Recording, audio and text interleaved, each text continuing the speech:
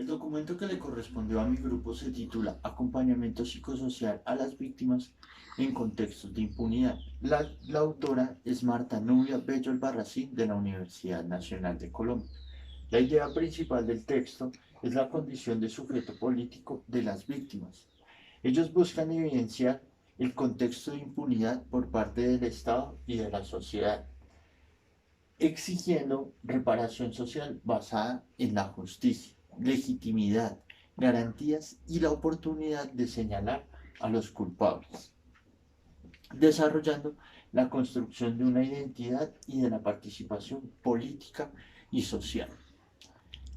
Cuando una víctima comprende sus derechos, se da cuenta que no es culpable de lo que le sucede y puede entrar a actuar de otra forma con respecto a las entidades gubernamentales. El Estado debe reconocer el sufrimiento causado a las víctimas, que en muchos casos degeneran en seres indignos, revictimizados, suelen ser culpados por los hechos acaecidos en su contra. Las víctimas no pueden continuar con un proceso de autocriminalización e incluso autodepreciación. Debemos preguntarnos desde un punto de vista crítico, ¿cuál es el papel de las víctimas y del Estado en el espacio político y social de nuestro país?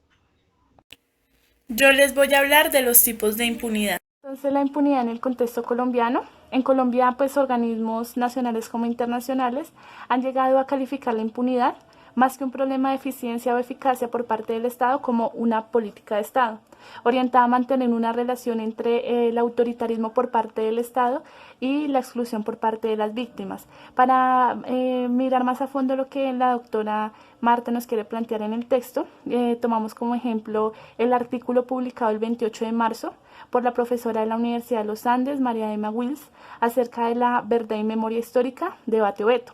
Esto lo pueden encontrar en El Tiempo. Básicamente lo que plantea la profesora María es que desde que llegó el director Darío Acevedo pues es este personaje que ustedes ven acá. Él es el nuevo director del Centro Nacional de Memoria Histórica después de que Iván Duque quedó como presidente de Colombia. Básicamente Darío Acevedo es como tal un doctor de historia de la Universidad Nacional, dicta clases catedráticas en esta universidad y es fiel amante a todo el discurso y a toda la política de Álvaro Uribe. Entonces ya podemos como entender por qué está en este puesto el señor Darío. Básicamente lo que Darío ha hecho en el Centro de Memoria Histórica es enfocar sus esfuerzos en construir una verdad oficial. Es decir, cuando él empezó como tal a ejercer esta dirección, decía que en Colombia nunca ha habido conflicto armado, que qué conflicto armado ni qué nada, sino que básicamente lo que han habido es como una serie de guerras como efímeras. Entonces, lo que ha hecho, digamos, este director es reconstruir como tal todos los discursos que las víctimas han hecho en una verdad oficial para favorecer al Estado. Entonces, lo que ha hecho básicamente es una impunidad y un defame a las masacres ocurridas durante los últimos 50 años. Entonces, acá vamos a empezar con la impunidad como victimización secundaria. Entonces, cuando una víctima se desplaza, primero tiene un factor traumático, ya que por el hecho sufrido en concreto.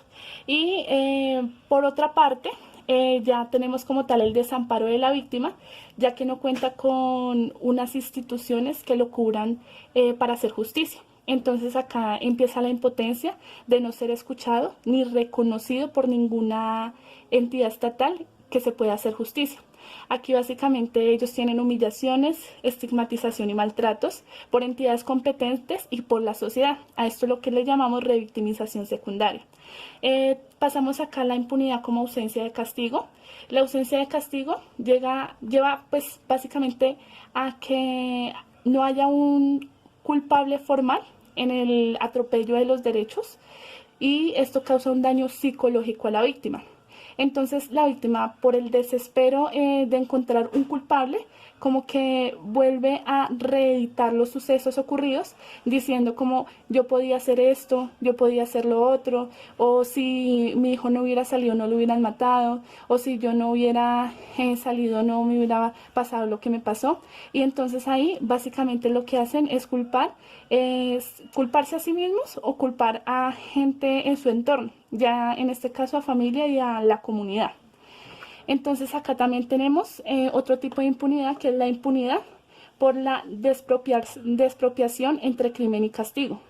Básicamente lo que habla esta impunidad son las penas mínimas que los victimarios pagan frente a los daños ocasionados. Acá también tomamos como ejemplo los casos de Justicia y Paz, que es la ley 975 de 2005, que la creó o la promovió el gobierno de Álvaro Uribe Vélez, básicamente en proteger o facilitar los procesos de desmovilización de los paramilitares. ¿En qué consiste esto? En que el paramilitar confiesa las masacres que hizo, los atropellos a las víctimas que hicieron, se les da de 5 a 8 años de cárcel y tienen que pagarle una suma a la familia y ya todo queda como si no hubiera pasado nada.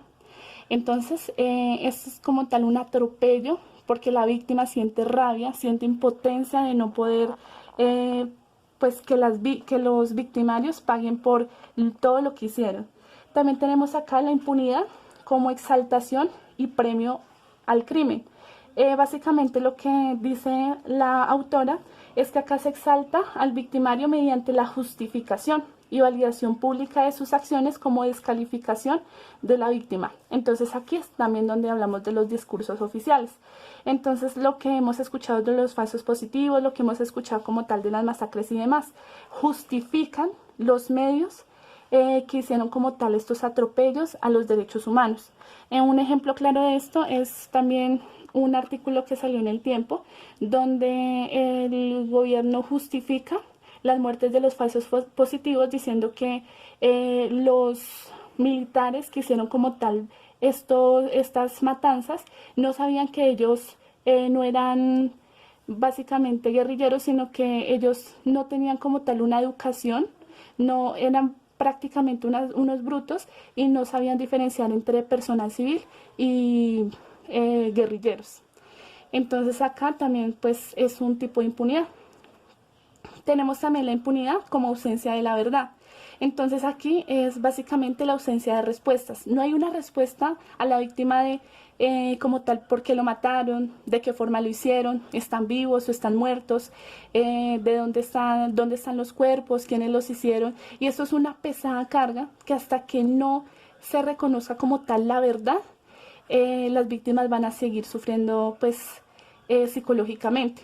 Acá también tenemos la impunidad como falta de reconocimiento social. La doctora acá hace como tal un paréntesis en el rechazo, la estigmatización y la descalificación. Acá hablamos más que todo de impunidad moral.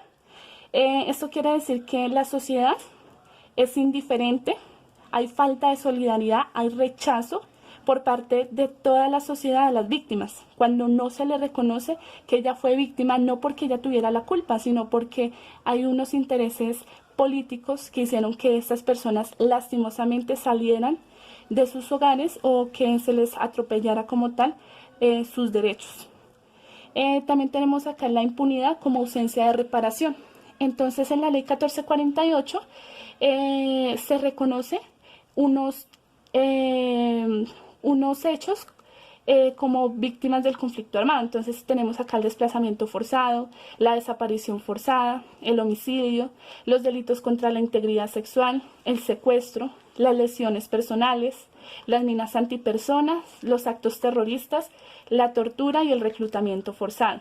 Entonces básicamente ellos reciben como tal una reparación o básicamente una indemnización administrativa de dinero, que realmente es muy poco para todo lo que ellos han sufrido, y por parte del desplazamiento forzado también reciben una parte de restitución de tierra.